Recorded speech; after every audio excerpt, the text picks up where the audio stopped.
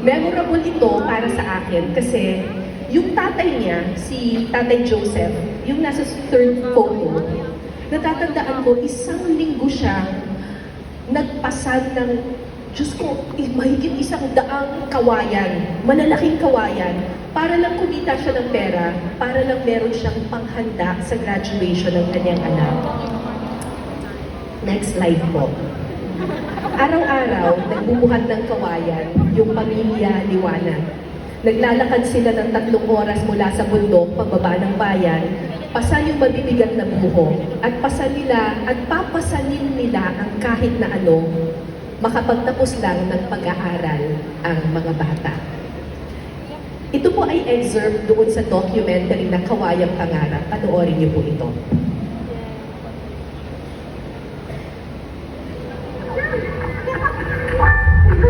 Sa kultura ng mga Aita, mga bata ang pinakamahalaga.